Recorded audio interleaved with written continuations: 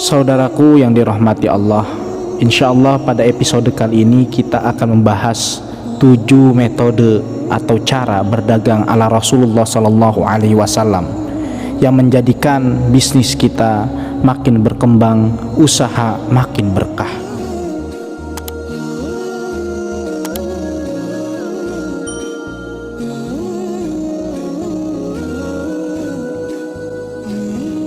Saudaraku yang dirahmati Allah, Rasulullah adalah panutan umat Islam, tauladan uswatun hasanah dalam berbagai aspek kehidupan.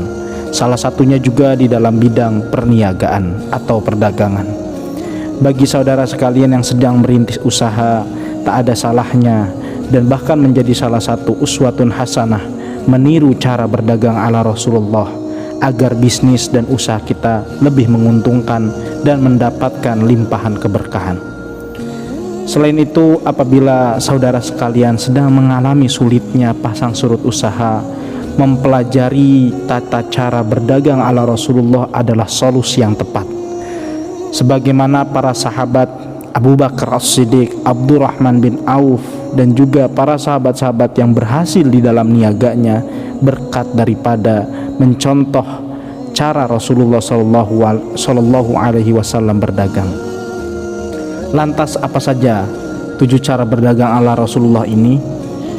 Yang pertama, saat berdagang Rasulullah Sallallahu Alaihi Wasallam selalu mengharapkan ridho Allah Subhanahu Wa Taala.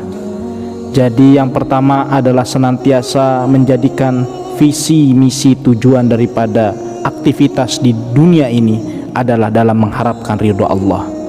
Oleh karena itu beliau tidak pernah berbohong atau bersikap curang, dan juga beliau tidak pernah keluar daripada bingkai aturan yang telah Allah firmankan di dalam kitabnya, di dalam Qur'annya.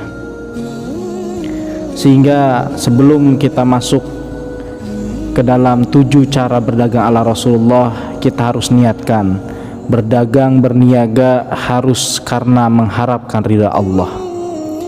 Maka yang pertama, cara berdagang ala Rasulullah ini adalah menjual barang dengan kualitas yang baik.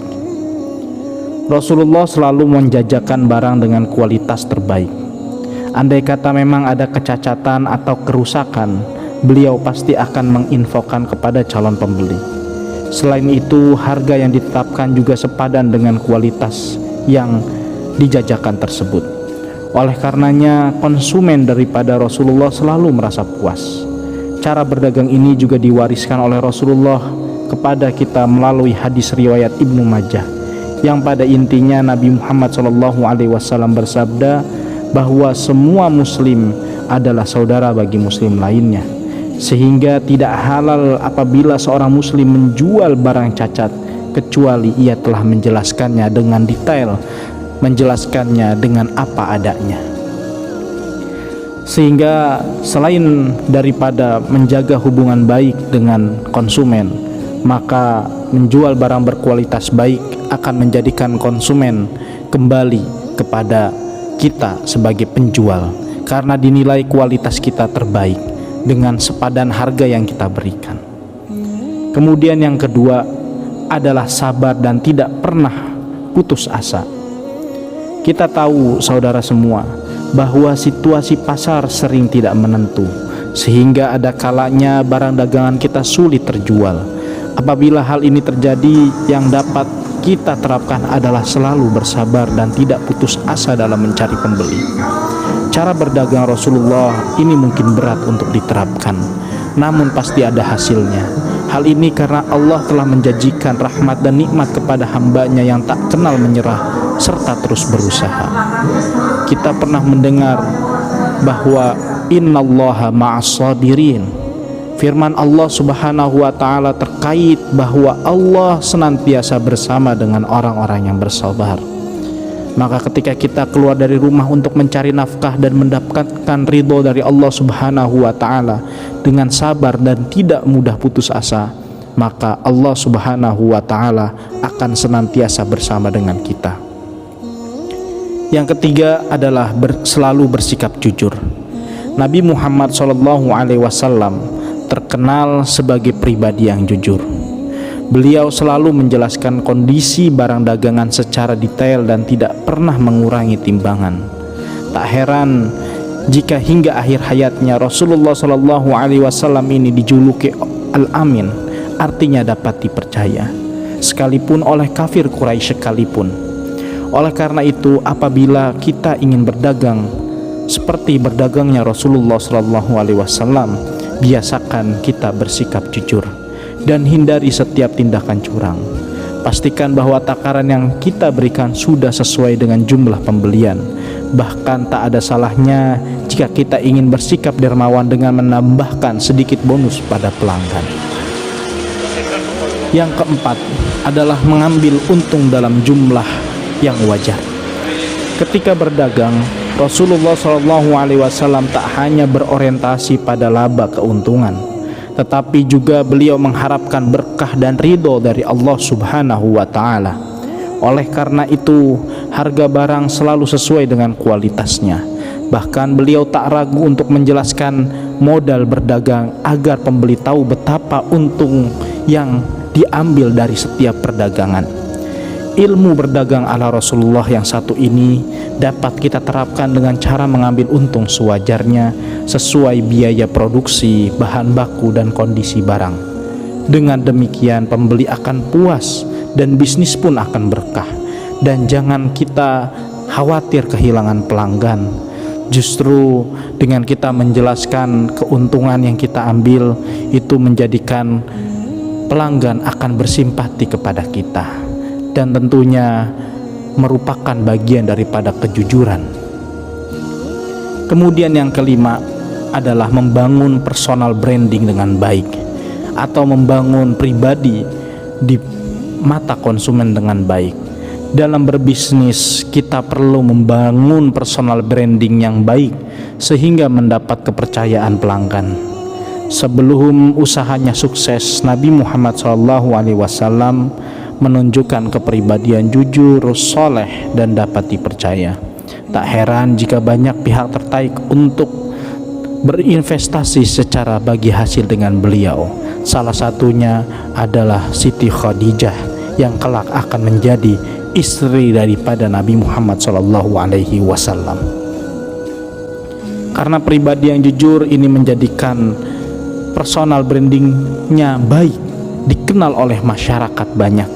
Daripada akhlak, tutur kata, perbuatan, sikap, itu harus kita jaga. Kalau saudara sekalian menjual kuliner, maka harus ada kebersihan. Kalau misalkan menjual jasa, maka harus ada keramah tamahan.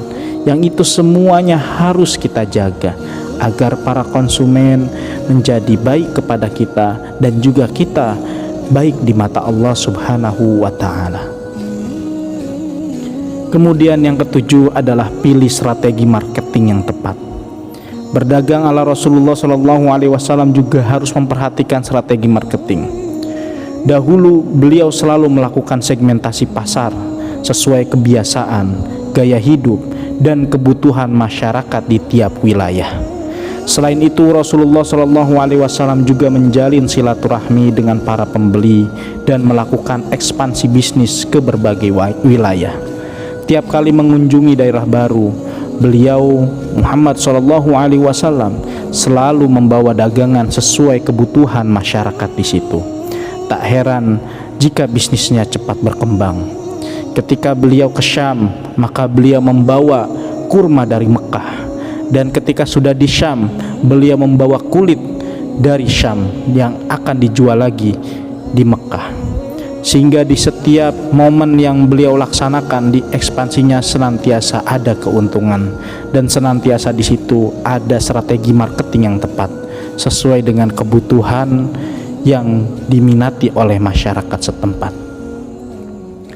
Maka saudaraku yang dirahmati Allah, itulah 7 cara berdagang ala Rasulullah SAW, yang mana ketika kita sudah berdagang dengan cara Rasulullah SAW, setidaknya kita akan mendapatkan 4 keuntungan yang Allah janjikan. Yang pertama adalah mendapatkan kelancaran rezeki, karena bersikap baik dan jujur kepada pembeli ternyata dapat melancarkan rezeki. Kemudian yang kedua, dipercaya oleh konsumen. Apabila pedagang berhasil berdagang dengan cara Rasulullah, sudah pasti pembeli akan percaya dan menjadi pelanggan tetap. Tak hanya itu, kepercayaan ini bisa menjadi batu pijakan untuk memperluas pangsa pasar dengan cara bekerja sama maupun berinvestasi. Yang ketiga, penghasilan lebih berkah, sehingga berapapun pemasukan dari berdagang, kita menjadi bahagia dan bersyukur. Harta yang kita miliki selalu menjadi jalan pemiliknya untuk beramal, dan saudara serta keluarga lebih berharmonis, bertakwa kepada Allah Subhanahu wa Ta'ala. Dan yang keempat, keuntungan daripada menjalankan 7 tips ala berdagang Rasulullah ini adalah hati menjadi tenang. Suatu bisnis jika diwarnai dengan kecurangan pasti akan membuat perasaan selalu was-was dan khawatir. Lain halnya jika kita menerapkan cara berdagang ala Rasulullah melalui sikap jujur, ramah, serta dedikasi yang penuh pada kepuasan pembeli, tentu hati jadi lebih tenang, dan disitulah keridhaan dari Allah Subhanahu wa Ta'ala.